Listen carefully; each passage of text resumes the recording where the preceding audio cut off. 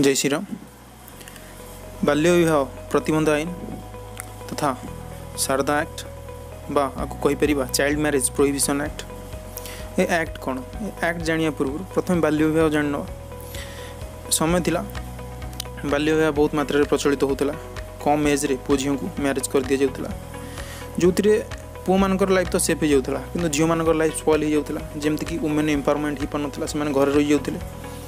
Social structure जमी रोचे घर रहा रोषे करवा आउ कि पढ़ापढ़ी किसी करें एमती कि लाइफ टोटाल डेटोरेटेड हो जाता। तो समय आसला 1929 जड़े महान व्यक्ति प्रचेषार ये आईन आसूची।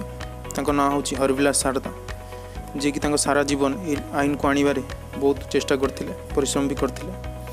आउ फाइनाली 1929 ने ब्रिटिश गवर्नमेंट रे ये आईन पास हो पुओ मानकर एज 21 और झील मानकर एज 18 रखा जाउची।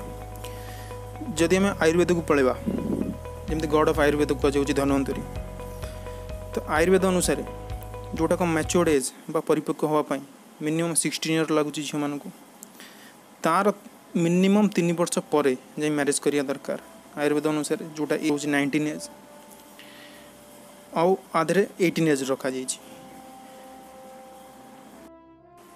बाल्य विवाह दुष्परिणाम कौन होता? जो बाल्य विवाह हो फर्स्ट वुमेन मानकर एम्पावरमेंट हो पारनी, सशक्त हो पारना कहीं घर रही जाऊँच, एजुकेशन मिलूनी।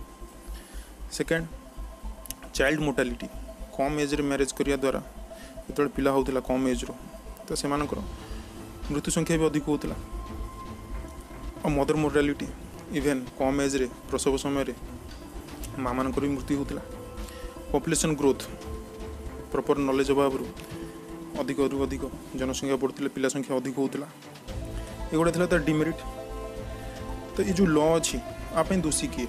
जदि कम बयस कौन पिला मानकर पितामाता माने मैरिज करोचंती, तो से माने दोषी हेबे। ता सहित जी मैरिज करोचंती ब्राह्मण सी भी दोषी हेबे।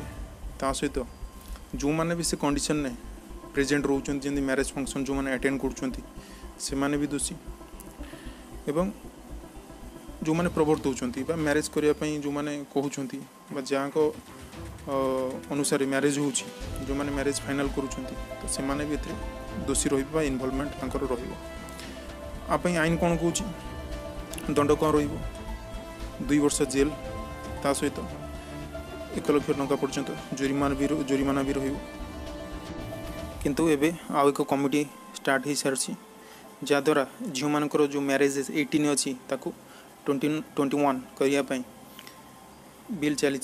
जदि सक्सेस हो जाए आहरी भल, वुमेन एम्पावरमेंट आहरी हो पार। कारण जदि इक्वालिटी न हो, कारण 18 एज भी जदि मैरिज होची सेतिकी आगू बढ़िया समय मिलूनी। जदि 21 पर्यंत सफिशिएंट टाइम मिले वुमेन एम्पावरमेंट सफिशिएंट हो पार।